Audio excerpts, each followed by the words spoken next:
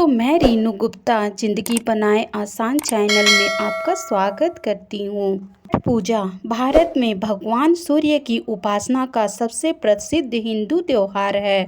इस त्योहार को षष्ठी तिथि पर मनाया जाता है, इसलिए इसे सूर्य षष्ठी व्रत या छठ कहा गया है। यह त्योहार एक साल में 2 बार मनाया जाता है।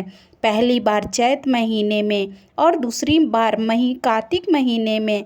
हिंदू पंचांग के अनुसार चैत शुक्ल पक्ष की षष्ठी पर मनाए जाने वाले छठ त्योहार को चैती छठ कहा जाता है, जबकि कार्तिक शुक्ल पक्ष की षष्ठी पर मनाए जाने वाले इस त्योहार को कार्तिकी छठ कहा जाता है। केवल एक पर्व ही नहीं बल्कि महापर्व है जो 4 दिनों तक चलता है। नहाए खाए से लेकर उगते हुए भगवान सूर्य को अर्घ देने तक चलने वाले इस पर्व को अपना एक ऐतिहासिक महत्व है। पुराण में छठ पूजा के पीछे की कहानी जानते हैं। राजा प्रियंवद को लेकर कहते हैं कि राजा प्रियंवद को कोई संतान नहीं थी। तब महर्षि कश्यप ने पुत्र की प्राप्ति के लिए यज्ञ कराकर प्रियंवद की पत्नी मालिनी को आहुति के लिए बनाई गई खीर दी। उससे उन्हें पुत्र की प्राप्ति हुई, लेकिन वो मरा हुआ पैदा हुआ। प्रियंवद पुत्र को लेकर शमशान गए और पुत्र वियोग में प्राण त्यागने लगे। उसी वक्त भगवान की मानस पुत्री देवसेना प्रकट हुई, जो सृष्टि की मूल प्रवृत्ति के छठे अंश से उत्पन्न हुई हैं। इसी कारण वो षष्ठी कहलाती हैं। उन्होंने राजा को उनकी पूजा करने और दूसरे को पूजा के लिए प्रेरित करने के लिए कहा।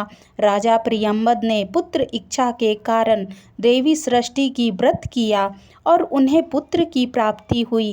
कहते हैं ये पूजा कार्तिक शुक्ल षष्ठी को हुई थी और तभी से छठ पूजा होती है।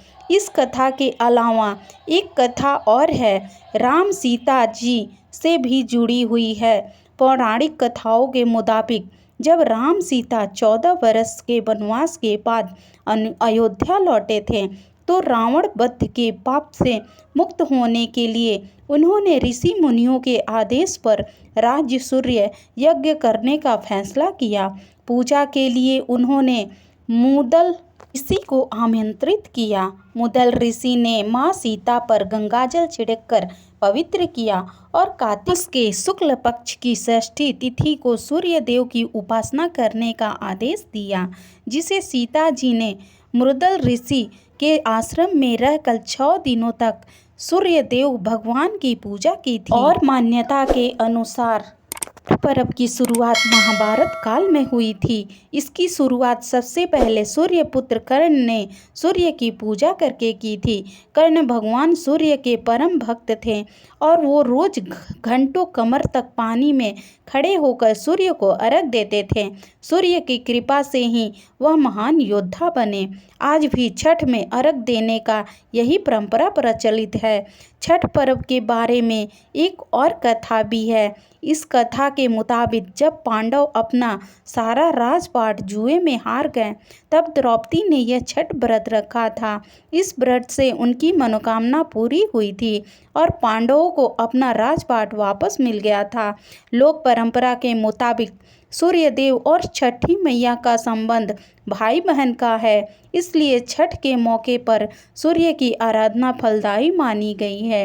एक और मान्यता के अनुसार लंका पर विजय प्राप्त करने के बाद राम राज्य की स्थापना के दिन कार्तिक शुक्ल षष्ठी यानी छठ के दिन भगवान राम और सीता ने व्रत को किया था और सूर्य देव की आराधना की थी।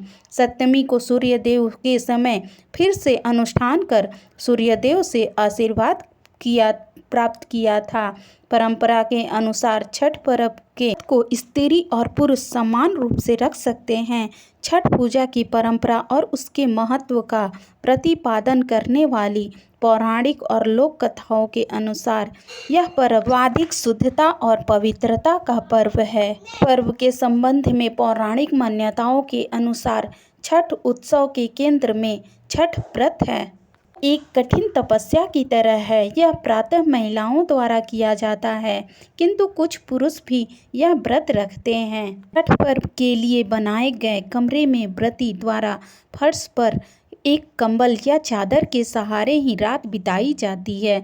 इस उत्सव में शामिल होने वाले नए कपड़े पहनते हैं। व्रती बिना सिलाई किए कपड़े पहनती हैं। महिलाएं साड़ी और पुरुष धोती पहनकर भी छठ करते हैं। इस व्रत को शुरू करने के बाद छठ पर्व को सालों साल तक करना होता है, जब तक कि अगली पीढ़ी की किसी विवाहिता महिला को इसके लिए तैयार न कर लिया जाए।